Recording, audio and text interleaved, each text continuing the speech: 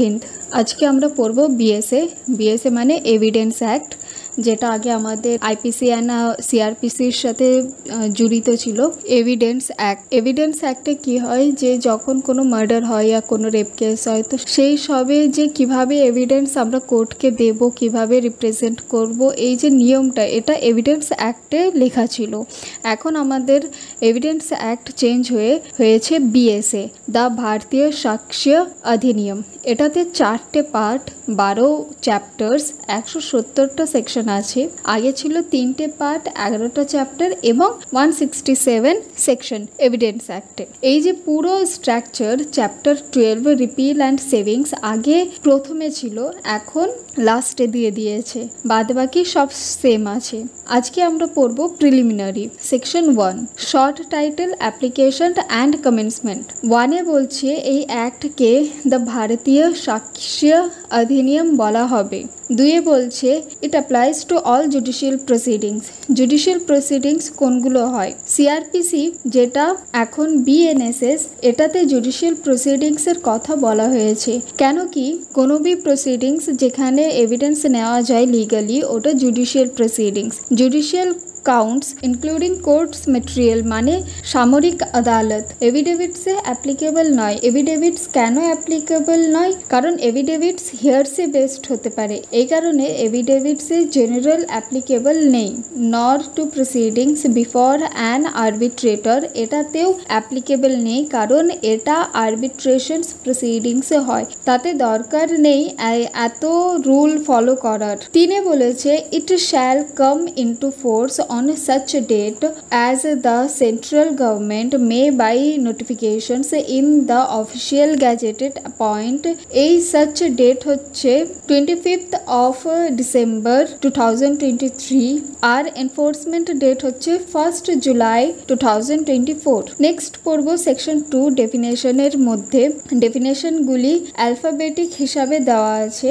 এতে রয়েছে court. Court মানে হচ্ছে অ্যাকচুয়াল কোর্ট হয়, শুধু সেইগুলোই না, এটা ছাড়াও ইনক্লুডস অল জাজেস and magistrate and all person legally authorised to take evidence except arbitrators, মানে ওই সব জায়গাগুলোকে কোর্ট মানবো যেখানে জাজেস এভিডেন্স নেওয়ার জন্য এলিজেবল, তো সেই জায়গা কোর্ট হবে।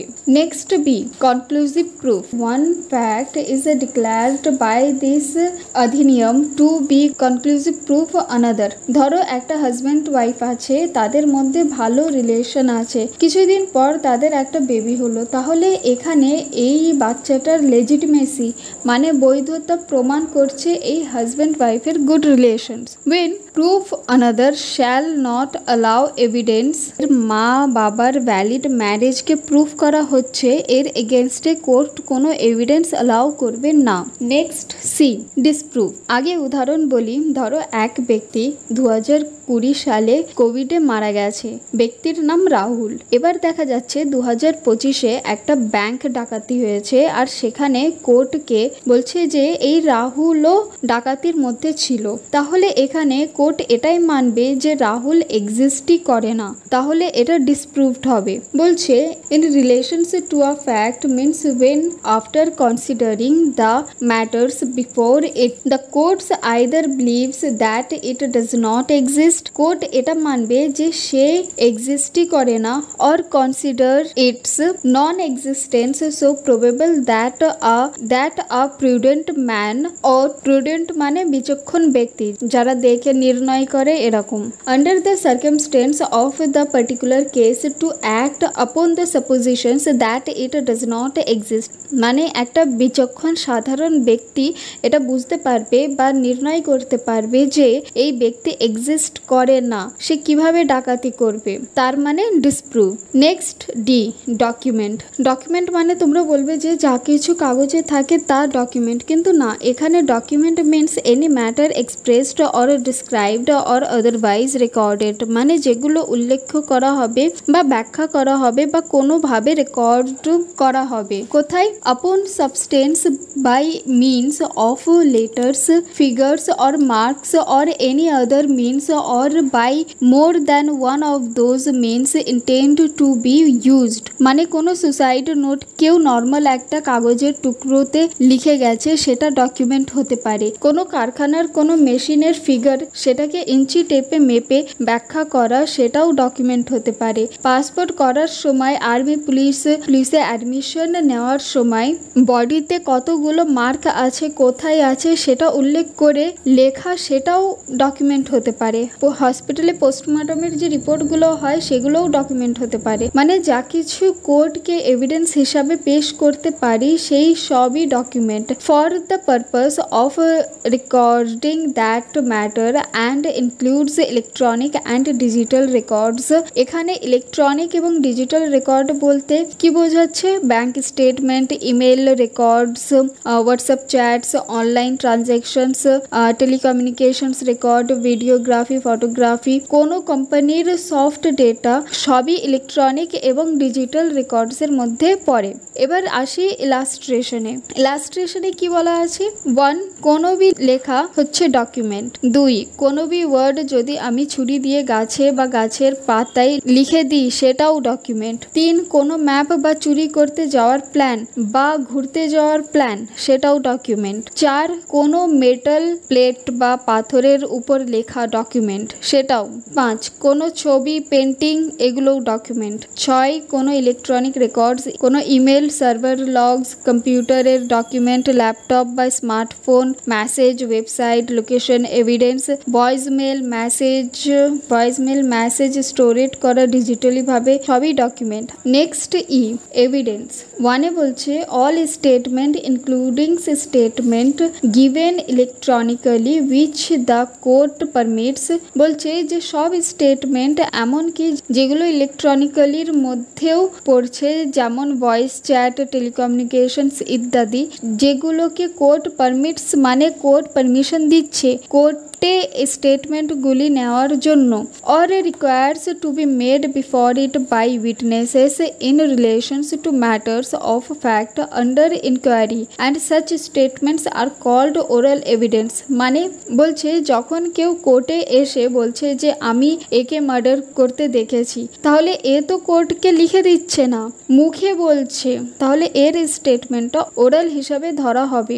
ওরাল স্টেটমেন্ট অনেকভাবে হতে পারে। ভয়েস রেকর্ড করে কেউ পুরো ঘটনাটা রেকর্ড করলো বা ভিডিও রেকর্ড করে নিজের স্টেটমেন্ট দিল। শুধুমাত্র যে উইটনেসরাই ওরাল স্টেটমেন্ট দেবে তা কিন্তু নয়। ধরো কেউ মার্ডার করেনি কিন্তু পুলিশ তাকে কোর্টে নিয়ে এসেছে, সে মুখেও পুরো ঘটনাটা বলবে যে সে মার্ডার করেনি।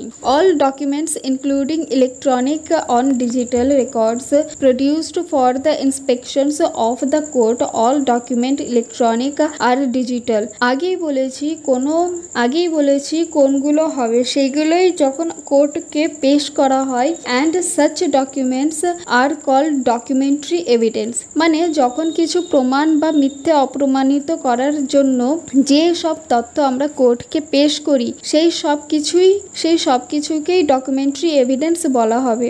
যেমন রাইটিং নোট, কোনো ধারালো ছুরি, গান, ডিজিটাল হলেও ব্যাংক স্টেটমেন্ট, হোয়াটসঅ্যাপ চ্যাট, যা যা জিনিস একটা খুনি ব্যবহার করছে সেই সব কিছুই। নেক্সট ফ্যাক্ট বোঝার আগে তোমাদেরকে একটা গল্প বলি। সুমন আর মোহন ছোটবেলার বন্ধু। মোহন সব সময় সুমনকে রাগাতো, অপমান করত, কিন্তু সুমন কোনো দিন তাকে কিছু বলেনি। এবার কলেজে এসে মোহন একইভাবে সুমনকে অপমান করতে লাগলো। এবার সুমন 2-3টে বন্ধু বানালো। সেখানে একটা বন্ধু সুমনকে বলল যে তুই মোহনকে মেরে ফেলিস না কেন, ও তোকে এতটা রাগায়। বাকি 2 বন্ধু কথাটা কিন্তু শুনলো। এবার সেই 2 বন্ধু আর সুমন প্ল্যান করলো মোহনকে মার্ডার করবে। তারা দোকান থেকে বিষ কিনলো, দুপুরে পিৎজা অর্ডার করলো, বিকালে 5 জন ঘুরতে গেল। সেখান থেকে প্রথম বন্ধু আর মোহন একসাথে বাড়ি ফিরলো, আর সুমন আর তার বাকি 2 বন্ধু আলাদা বাড়ি ফিরলো। এবার পরের দিন সকালে মোহন মারা গেল। এবার এখানে এই গল্পে আমরা কোনটাকে ফ্যাক্ট বলবো? এই যে পুরো গল্পটা, এটা সম্পূর্ণটাই হচ্ছে ফ্যাক্ট।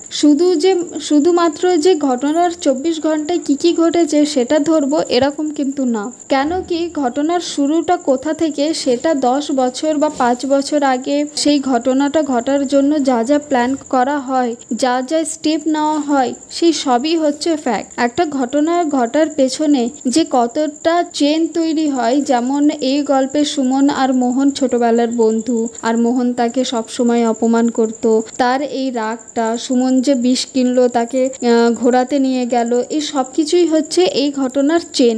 আমরা ফ্যাক্ট, এই ঘটনার চেন, একে আমরা ফ্যাক্ট বলি। চলো এবার সেকশন পড়ি। Fact means and includes. ফ্যাক্টকে মোট দুভাগে ভাগ করা হয়েছে, physical fact, psychological fact. Physical fact হচ্ছে anything, state of things or relations of things capable of being perceived by the sense. মানে যেগুলো তুমি অনুভব করতে পারো, যেমন আমি ঘরে ঢুকেছি, কিছু পোড়ার গন্ধ পেলাম, আমি গাড়িটিকে খুব জোরে যেতে দেখলাম, আমি তাকে ফিসফিস করে কিছু বলতে শুনলাম, আমি খাবারটা খেয়ে বুঝলাম যে এটাতে বিষ আছে, আমি তাকে খুব জোরে বকা দিলাম। তাহলে এই যে আমরা আমাদের 5টা সেন্স বা ইন্দ্রিয় থেকে যা কিছু অনুভব করি, এই সবগুলোকে ফ্যাক্ট বলছে। নেক্সট সেকেন্ডে বলছে any mental condition of which any person is conscious। এটা এমন একটা জিনিস যেটাকে তুমি ছুতে পারবে না, অনুভব করতে পারবে না, দেখতে পারবে না। যেমন কেউ তোমাকে ধোকা দিয়েছে আর তার অনুভূতি, যেমন ডিসঅনেস্টি, ফ্রড করা, চিটিং করা, যেমন কেউ অন্যজনকে মেরে ফেলেছে, তাহলে তুমি মার্ডারটা দেখছো, কিন্তু তাকে মার্ডার করার পিছনে কি ইন্টেনশন ছিল সেটা কি জানো না। এই যে ইন্টেনশনটা আমরা অন্যান্য ফ্যাক্টগুলো দিয়ে বুঝছি, যেমন সে বাজার থেকে বিষ কিনলো, বিষ যদি কাজে না করে তার জন্য একটা ধারালো ছুরি কিনলো। এই ফ্যাক্টগুলো থেকে আমরা বুঝছি যে শুধু আঘাত করার না, মার্ডার করার প্ল্যান ছিল। তো এই সব কিছুই আমরা অন্য ফ্যাক্ট থেকে কনফার্ম করছি যে এটা হচ্ছে সাইকোলজিক্যাল ফ্যাক্ট। এবার চলো ইলাস্ট্রেশন পড়ি। একে বলছে that there are certain objects arranged in a certain order in a certain place is a fact. মানে বলছে প্রত্যেকটা ফ্যাক্টে কিছু অবজেক্ট হবে, অবজেক্টগুলি অ্যারেঞ্জড অর্ডারে হবে, মানে সাজানো ভাবে থাকবে। যেমন এখানে সুমন আগে ঘটনাটা প্ল্যান করলো, তারপর বিষ কিনলো, তারপর তাকে ঘোরাতে নিয়ে গিয়ে মেরে ফেললো। 3 বলছে that a person said certain words is a fact. কোনো ব্যক্তি এমন কিছু বলল যেটা ঘটনার সাথে যুক্ত, সেটাও ফ্যাক্ট। যেমন এই গল্পে সুমনের বন্ধু সুমনকে বলেছিল যে তুই মোহনকে মেরে ফেলিস না কেন। 4 বলছে that a person holds a certain opinion. কোনো এক ব্যক্তি নিজের মতামত ধারণ করে, হ্যাজ আ সার্টেন ইন্টেনশন, তার নিজের কিছু উদ্দেশ্য আছে, acts in good faith or fraudulently, হয়তো তার উদ্দেশ্যটি ভালো উদ্দেশ্য হতে পারে, আবার খারাপ উদ্দেশ্যও হতে পারে। Or use a particular word in a particular sense, বা এমন কিছু শব্দ ব্যবহার করলো কোনো নির্দিষ্ট জিনিসকে উদ্দেশ্য করে। Or is or was at a specified time conscious of a particular sensation is a fact. কোনো একটা নির্দিষ্ট সময়কে নির্ধারণ করা হয়েছে কোনো বি ঘটনার এই পুরো গল্পটাকে ফ্যাক্ট বলছে। Next G, fact in issue means and includes any fact from which either by itself or in connections with other fact the existence, non-existence, nature or extent of any right, liability or disability asserted or denied in any suit or proceedings necessarily follows। উদাহরণ দিয়ে বোঝো, সাগরের উপর দোষারোপ করা হয়েছে যে ও murder করেছে প্রতাপকে। তো সাগরের যখন ট্রায়াল চলবে তখন দেখতে হবে যে কোন ফ্যাক্ট ইন ইস্যু হবে। সবার প্রথম ফ্যাক্ট ইন ইস্যু হবে এটা যে সত্যিই কি সাগর প্রতাপকে মেরেছে, এটা হলো ফিজিক্যাল ফ্যাক্ট। দ্বিতীয় সাইকোলজিক্যাল ফ্যাক্ট হবে যে সাগরের কি সত্যিই মার্ডার করার প্ল্যান ছিল, ওর কি ইন্টেনশন ছিল মার্ডার করার। তৃতীয় ফ্যাক্ট জানতে পারলাম যে সাগর মানসিকভাবে অসুস্থ, ও জানেই না যে ও কি করছে। তাহলে এখানে দেখতে হবে যে psychological fact person is conscious mind আছে কি না, যা ও করছে ওর যা মেন্টাল কন্ডিশন ছিল তাতে ও কনসিয়াস ছিল না, বা বাচ্চা ছিল, বা কেউ মদ খাইয়ে দিয়েছিল। তাহলে এখানে দেখতে হবে যে সাগরের এই সব ফ্যাক্টগুলো যদি সে মার্ডার করেনি তাহলে সাগরের কোনো দায়বদ্ধতা নেই। আর যদি এটা প্রমাণ হয়ে যায় যে সাগরই মার্ডার করেছে, তখন কোর্ট এটা দেখবে যে সাগরের কি ইন্টেনশন ছিল প্রতাপকে মারার। যদি ইন্টেনশন ছিল তাহলে আরও বেশি পানিশমেন্ট হবে, আর যদি ইন্টেনশন ছিল না মার্ডার করার তাহলে পানিশমেন্ট কম পাবে। সাগরের যা লায়াবিলিটি বা দায়বদ্ধতা হবে তা ডিটারমাইন করবে। এবার পড়ি explanation. Whenever under the provisions of the law for the time being in force relating to civil procedure, any court records an issue of fact, এটা আলাদা। ফ্যাক্ট ইন ইস্যু আর ইস্যু অফ ফ্যাক্ট দুটো আলাদা জিনিস। The fact to be asserted or denied in the answer to such issues is a fact in issue. ধরো সীতা গীতার মধ্যে contract হয়েছে, গীতা ওই কন্ট্রাক্টকে ডিনাই করছে, আর সীতা বলছে যে কন্ট্রাক্ট আছে, তো এক্সিস্টেন্স অফ দ্য কন্ট্রাক্ট এটা হবে ফ্যাক্ট ইন ইস্যু। তাহলে ইস্যু অফ ফ্যাক্ট কি হবে? ইস্যু অফ ফ্যাক্ট হবে এটা কোশ্চেন যেটার আনসার ফ্যাক্ট ইন ইস্যু হবে। তাহলে existence of contract fact in issue হবে, আর ইস্যু অফ ফ্যাক্ট হবে যে এখানে কি কন্ট্রাক্টটা হয়েছে। যদি এর আনসার হ্যাঁ হবে তাহলে এক্সিস্টেন্স অফ কন্ট্রাক্ট হবে, আর যদি আনসার নো হবে তাহলে এক্সিস্টেন্স অফ কন্ট্রাক্ট হবেই না। তাহলে ইস্যু অফ ফ্যাক্ট কি হবে? ওই কোশ্চেনটা যেটা এক্সিস্টেন্স অফ কন্ট্রাক্ট আছে কি। আবার পড়ি, any court records an issue of fact, the fact to be asserted or denied in the answer to such issue is a fact in issue. এবার পড়ি ইলাস্ট্রেশনস। একে বলছে ধরো এ হচ্ছে আসামি আর এ বি কে মার্ডার করেছে আর তার ট্রায়াল চলছে, তাহলে এখানে কি কি ফ্যাক্ট ইন ইস্যু দেখা হবে। একে বলছে যে বি এর মৃত্যুর কারণ হচ্ছে এ, দুয়ে বলছে এর কি ইন্টেনশন ছিল বি কে মারার, তিনে বলছে বি কি এ কে উস্কে ছিল, কোনো রকম ভাবে উত্তপ্ত করেছিল, চারে বলছে এ যখন বি কে মার্ডার করেছিল তখন এ কোনো ভাবে আনসাউন্ড মাইন্ড বা মানসিক ভাবে অসুস্থ বা পাগল মদ খেয়েছিল কিনা, যে সে নিজেই জানে না যে সে কি করছে, incapable of knowing in the nature. Next বলছে H may presume. Whenever it is provided by this adhiniyam that the court may presume a fact, it may either regard such a fact as proved unless and until it is disproved or may call for of it. কি বলছে, ধরো তোমার একটা iPhone আছে, সেই আইফোনটা পাওয়া গেছে তোমার বন্ধু বি এর কাছে। এবার তোমার মনে ধারণা কি আসবে যে বি হয়তো চোর, বি হয়তো ফোনটা চুরি করেছে। তাহলে এই যে ধারণাটা এটা হচ্ছে মে প্রিজিউম, যে হয়তো ওই নিয়েছে কারণ ওর কাছে ঘড়িটা দেখা গেছে। এখানে এখন কিন্তু ফ্যাক্টটা প্রুফ হয়নি যে আসলেই বি চুরি করেছে কিনা। এরকমও তো হতে পারে যে সি ফোনটা চুরি করে বি কে বিক্রি করে দিয়েছে, বা বি এটা জেনেও যে আইফোনটা চুরির ফোন তারপরও সে সির কাছ থেকে কিনেছে। তাহলে এখানে এত কিছু সিনারিও হতে পারে যেটা এখনো প্রুফ করা হয়নি। তাহলে এটা হবে মে প্রিজিউম, আমরা অনুমান করতে পারি। তো এখানে কোর্ট কি বলছে যে unless and until it is disproved or may call for of it, call for proof of it, মানে যতক্ষণ না এটা প্রমাণিত না হচ্ছে যে হ্যাঁ আসলেই বি চোর কিনা, ততক্ষণ মানে কোর্টও এটা ধরে চলবে যে এতক্ষণ আইফোনটা বিয়ের কাছে পাওয়া গেছে তার মানে কোনো না কোনো ভাবে হয়তো ও চুরি করেছে, না তো চুরির মাল যে কোনো ভাবেই হয়তো ও কিনেছে। এবার যতক্ষণ পর্যন্ত বি কোর্টে এসে নিজেকে ডিসপ্রুভড না করছে যে না আমি চুরি করিনি বা আমি এইভাবে কিনেছি বা আমার এইটা নলেজেই ছিল না, ততক্ষণ কোর্টও কিন্তু এটা ভেবে চলবে যে হয়তো বি আইফোনটা চুরি করেছে। তো এটা হচ্ছে মে প্রিজিউম, অনুমান করা।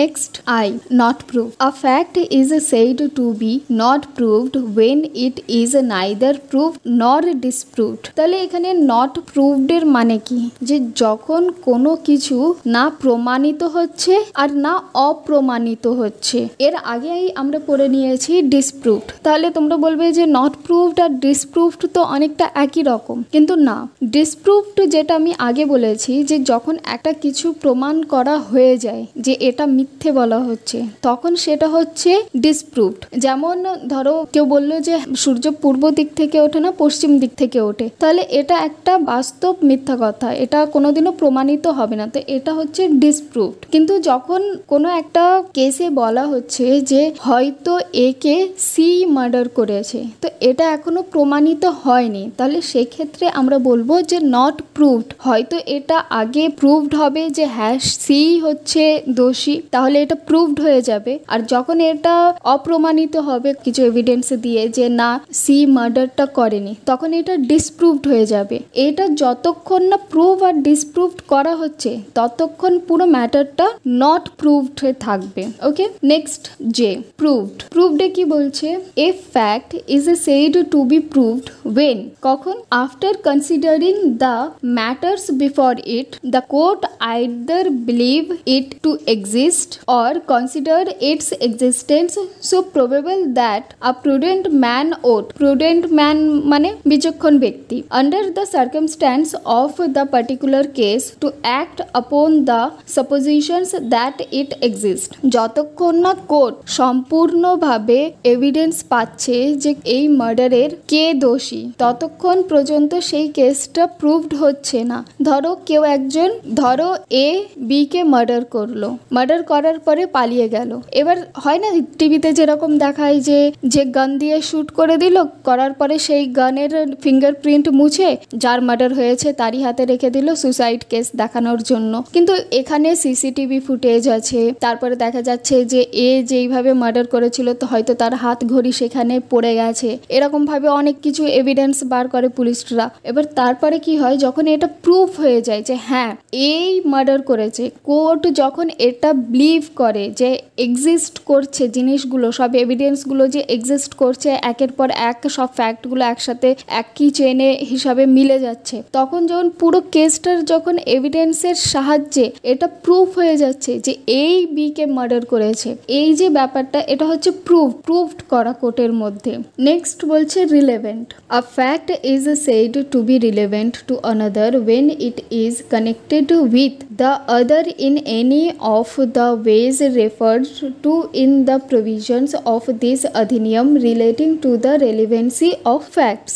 ধরো এ বি কে মার্ডার করেছে, মার্ডার করার পর সে পালিয়ে গেছে। এবার যখন কেসটার এভিডেন্স চলছে তখন দেখা যাচ্ছে এখানে ফ্যাক্ট ইন ইস্যু কি, যে মার্ডার করেছে, এ বি কে মার্ডার করেছে। এবার এটা কোর্টে প্রুফ করতে হবে, এভিডেন্স দিতে হবে। এবার এভিডেন্স কিসের দিচ্ছি আমরা, এক্সিস্টেন্সের দিচ্ছি আর নন এক্সিস্টেন্সের দিচ্ছি। কেমন, এক্সিস্টেন্সের আমরা কি প্রুফ দিচ্ছি যে হ্যাঁ ওখানে আমরা একটা ছুরি পেয়েছি, ছুরিতে রক্ত লেগেছিল, বীর গলাটা কেটে গেছিল, ওখান দিয়ে অনেক রক্ত বেরিয়েছে, এর কিছু জামা কাপড় পেয়েছি, এরকম। তাহলে এইগুলো সব আমরা এক্সিস্টেন্সের যে এভিডেন্স সেটা আমরা কোর্টকে দিচ্ছি যে হ্যাঁ এটা হচ্ছে ফ্যাক্ট এন্ড ইস্যু, মার্ডারটা হচ্ছে ফ্যাক্ট এন্ড ইস্যু আর মার্ডার হয়েছে, এ মার্ডারটা করেছে। তাহলে এখানে রিলেভেন্ট অফ ফ্যাক্ট কোনটা হচ্ছে, রিলেভেন্ট অফ ফ্যাক্ট হচ্ছে ওই ঘটনার সাথে যা যা জড়িত, যে সি বলবে যে হ্যাঁ আমি জানলা থেকে একে দৌড়ে পালাতে দেখেছি, বা আমি যখন ঘরের ভিতরে ঢুকেছি তখন যে জামা কাপড়ের স্মেলটা, সেই পারফিউমের গন্ধটা অনেকটা এর সাথে ম্যাচ করে। আরেকজন বলবে যে হ্যাঁ যখন আমি বীর ঘরে ঢুকেছিলাম তখন বিয়ের ফোনে এর ফোন আসছিল বারবার। তাহলে এই যে একটা মার্ডার কেসের পেছনে যে এই এতগুলো জিনিস রিলেভেন্সি রয়েছে, যেগুলোর এক্সিস্টেন্স রয়েছে, তাহলে এই রিলেভেন্সিটাকেই বলছে রিলেভেন্ট ফ্যাক্ট। কিভাবে কোন কোন জিনিস রিলেভেন্ট হচ্ছে এই ঘটনার সাথে। যেমন আগেও আমি একটা গল্পে বলেছি যে আগে গিয়ে বিষ কেনা, তাকে ঘোরাতে নিয়ে যাওয়া, তারপরে তাকে বাড়িতে ড্রপ করা, তারপরে বিষ খাইয়ে দেওয়া। তো এই যে পরের একের পর এক যে ঘটনার সাথে ঘটনা ছোট ছোট জিনিসগুলো যে যুক্ত, সেইগুলোকে বলছে রিলেভেন্ট ফ্যাক্ট। তাহলে ফ্যাক্ট কাকে বলছে? ফ্যাক্ট হচ্ছে পুরো ঘটনাটাকে ফ্যাক্ট বলছে, কিভাবে ঘটনাটা ঘটেছে, তার ইন্টেনশন কি ছিল, তার ইন্টেনশন ছিল কি ছিল না, এই সব জিনিসগুলো মিলিয়ে হচ্ছে ফ্যাক্ট। ফ্যাক্ট ইন ইস্যু কি হচ্ছে? ফ্যাক্ট ইন ইস্যু যেখানে দাঁড়াচ্ছে যে এ হয়তো বলছে আমি তোর ঘড়ি চুরি করিনি, বি বলছে যে না তুই আমার ঘড়িটা চুরি করেছিস, আমি তোকে ইন্টেনশনে বা আমি তোকে কনসেন্ট দিইনি। তাহলে এই যে মতামত এক হচ্ছে না, এটা হচ্ছে ফ্যাক্ট ইন ইস্যু। মার্ডার কেসে এ বি কে মার্ডার করে দিল, এবার এখানে দেখা যাচ্ছে যে এর পুরো ইন্টেনশন ছিল বি কে মার্ডার করা, এখানে এটা হচ্ছে ফ্যাক্ট ইন ইস্যু। আর রিলেভেন্ট ফ্যাক্ট হচ্ছে যে ওই ঘটনার সাথে স্টেপ বাই স্টেপ কি কি জিনিস সব কিছু একসাথে জড়িত রয়েছে, যেটা কোর্টকে প্রুফ করছে ওই ঘটনাটার এক্সিস্টেন্স আর নন এক্সিস্টেন্স। যে আরও কিছু কেউ এভিডেন্স দেয়, যেমন যে না ওই টাইমটাই এ ওখানে ছিলই না, সিসিটিভি ফুটেজে দেখানো যাচ্ছে যে এ ছিল আমাদের বাড়িতে বা এখানে বা মলে, তাহলে এই যে জিনিসগুলো ওর যে নন এক্সিস্টেন্সের যে প্রুফ হচ্ছে, এইগুলোও হচ্ছে relevant fact. Next L shall presume. whenever it is directed by this adhiniyam that the court shall presume a fact, it shall regard such fact as proved unless and until it is disproved। কি বলছে? মে প্রিজিউমে আমরা দেখেছি যে court কোনো B জিনিসকে মানতেও পারে আবার অমান্যও করতে পারে, কিন্তু শ্যাল প্রিজিউমে কোর্টকে মানতেই হবে। কোর্ট কোনোভাবে সেই জিনিসটাকে ডিনাইড করতে পারবে না। যেরকম উদাহরণ, সূর্য পূর্ব দিক থেকে ওঠে, পশ্চিমে অস্ত যায়। কেউ কোর্টে এসে কোনো ভাবে এভিডেন্স দিচ্ছে, কিছু দিচ্ছে যে না না কোর্ট আপনাকে মানতেই হবে, সূর্য পশ্চিম থেকে উঠেছে আমি দেখেছি, কোর্ট মানবে না। কেন মানবে না? কারণ এটা যুগ যুগান্তর ধরে এটাই চলে আসছে যে সূর্য পূর্ব দিক থেকে উঠছে, পশ্চিম দিকে অস্ত যাচ্ছে, এটা হচ্ছে চিরসত্য। তো এখানে কোর্ট শ্যাল প্রিজিউম মেনে নেবে। এবার ধরো কোনো একটা মার্ডার হলো, আর সেই মার্ডারে একটা বাচ্চা মার্ডার করেছে, এবার বাচ্চাটার বয়স হচ্ছে 7 বছরের কম। তাহলে যতক্ষণ না এটা প্রুফ হচ্ছিল যে বাচ্চাটার বয়স কত, ততক্ষণ কোর্টে কেসটা চলছিল অ্যাজ আ মে প্রিজিউম হিসাবে, যে হ্যাঁ হয়তো বাচ্চাটা ইন্টেনশনালি খুনটা করেছে। কিন্তু যখনই কোর্টে এভিডেন্স দেওয়া হলো যে হ্যাঁ বাচ্চাটার বয়স 7 বছরের কম, তারপর কোর্ট আর কোনোভাবে এভিডেন্স অ্যালাউই করবে না। কারণ হচ্ছে বাচ্চাটার বয়স 7 বছরের কম, আর একটা বাচ্চা হওয়া অনুযায়ী সে কোনোভাবে মার্ডার করতে পারে না। তাহলে শ্যাল প্রিজিউম বলছে, শ্যাল প্রিজিউম যেটা কোর্টকে মানতেই হবে। কোনো বি এমন জিনিস যেটা চিরস্থায়ী ধরে চলে আসছে, যেটা যুগ যুগান্তর ধরে সত্য, যেগুলো ডিসপ্রুভড করা যায় না, সেগুলোকে কোর্ট অলওয়েজ ওটাকে শ্যাল প্রিজিউম হিসাবেই মানবে। এবার আরেকটা উদাহরণ দিই, যেমন আমি আরেকটা কেসে বলেছিলাম এক ব্যক্তি মৃত, সে 4 বছর ধরে তার ডেথ সার্টিফিকেট রয়েছে, সবকিছুই রয়েছে, আর এইদিকে নোটিশ বেরিয়েছে যে একটা ব্যাংকে ডাকাতি হয়েছে, আর সেই ব্যাংকে সেই ডাকাতি গ্রুপের সাথে এই মৃত ব্যক্তিও সামিল আছে। তাহলে এখানে কোর্ট আগেই দেখে এটা ডিনাই করে দেবে যে না এই মৃত ব্যক্তিটি কোনোভাবে এই ডাকাতির গ্রুপের সাথে জড়িত থাকতে পারে না, কারণ সে 4 বছর আগেই মারা গেছে, তার ডেথ সার্টিফিকেট আছে। তাহলে এখানে কি হচ্ছে, এখানে কোর্ট শ্যাল প্রিজিউম করছে যে কোনোভাবেই এই ডাকাতি গ্রুপের সাথে এই মৃত ব্যক্তিটা থাকতে পারে না। কেন? কারণ এটা বাস্তবিক সত্য যে কোনো এক মানুষ মারা যাওয়ার পরে সে কোনোভাবে এক্সিস্ট করে না। এবার এই লাইনটাই যেটা লেখা রয়েছে যে unless and until it is disproved. এবার দেখা যাচ্ছে যে কোনোভাবে একটা সিসিটিভি ফুটেজ প্লাস আরও কিছু এভিডেন্স দিয়ে কোর্টকে এটা প্রমাণ করা হচ্ছে যে না সেই ব্যক্তিটা এখনো জীবিত, তখন কোর্ট এটাকে মান্য করবে যে হ্যাঁ ব্যক্তিটি বেঁচে আছে। যখন কোর্টকে এটা ডিসপ্রুভড করা হবে এর এক্সিস্টেন্সের উপরে, কি যে এ এখনো এক্সিস্ট করছে, এটা ডিসপ্রুভড যখন করবে কোর্টকে এভিডেন্স দিয়ে, তখন এটা কোর্ট মানবে যে হ্যাঁ এটা লোকটি বেঁচে আছে। তাহলে শ্যাল প্রিজিউম আর মে প্রিজিউম বোঝা গেল। মে প্রিজিউমে কোর্ট মানতেও পারে আবার না মানতেও পারে, যতক্ষণ না কোর্টকে আমরা কোনোভাবে প্রুফ দিচ্ছি বা ডিসপ্রুভড দিচ্ছি এরকম কিছু, যতক্ষণ না আমরা কোর্টকে প্রুফ করছি বা ডিসপ্রুভড করছি, ততক্ষণ কোর্ট নিজের নির্ণয় অনুযায়ী কোনো কেসের ঘটনাকে মানতেও পারে পারে আবার নাও মানতে পারে। আর শ্যাল প্রিজিউমে কি হচ্ছে, শ্যাল প্রিজিউমে কোর্ট স্টার্টিং থেকেই এটা মেনে চলবে যে না এই জিনিসটা হতেই পারে না। যেরকম সূর্য পূর্ব থেকে পশ্চিম দিকে যাচ্ছে, কোর্টকে তুমি গিয়ে বলবে যে না কোর্ট পশ্চিমে আমি সূর্য উঠতে দেখেছি, কোর্ট কোনোদিনও মানবে না। তার জন্য তোমাকে ভ্যালিড এভিডেন্স দিতে হবে। ঠিক যেমন তুমি কোর্টকে গিয়ে বললে যে একটা 7 বছরের বাচ্চা খুন করেছে, কোর্ট কোনোদিনও মানবে না, কারণ একটা বাচ্চা কখনোই ইন্টেনশনালি খুন করতে পারে না। তার জন্য তোমাকে 1000 প্রমাণ দিতে হবে, আর তারপরেও যদি সে 7 বছরের কমে থাকে তাও কোর্ট মানবে না। নেক্সট, ডিসপ্রুভড কখন হচ্ছে, যে হ্যাঁ কখনো একটা মরা ব্যক্তির উপরে আরোপ রয়েছে যে সে খুনটা করেছে, আর তারপরে গিয়ে তুমি অনেক রকম তার এক্সিস্টেন্স উপরে এভিডেন্স দিয়ে যখন সেটাকে ডিসপ্রুভড করছো, এমন কিছু এভিডেন্স যেটা দিয়ে ডিসপ্রুভড করা যাচ্ছে, তখন কোর্ট সে শ্যাল প্রিজিউমটাকে মেনে নিয়ে মে প্রিজিউম করতে পারে যে হ্যাঁ হয়তো এটা হতেও পারে। নেক্সট, সেকশন 2 ডেফিনেশনে সাবসেকশন 2 এটাতে বলছে words and expressions used herein and not defined but defined in the information technology act 2000, the Bharatiya Nagarik সাক্ষ্য संहिता 2023 and the Bharatiya Nyaya Sanhita 2023 shall have the same meaning as assigned to them in the said act and sanhitas। কি এটা আগে ছিল না, আগের যে আমাদের evidence act ছিল সেটাতে এই সাবসেকশন 2টা ছিল না, এটাতে নতুন এটা অ্যাড করা হয়েছে। আর এটাতে এতটুকুই বলছে যে এই বইয়ের মধ্যে যা কিছু এক্সপ্রেস করা হয়েছে বা ইন্টারপ্রিটেশন করা হয়েছে আর যেগুলোর মানে এখানে বলা হয়নি, মানে এই বিএসএ বইয়ে বলা হয়নি, সেইগুলোর মানে আইটি অ্যাক্ট অনুযায়ী আর বিএনএস অনুযায়ী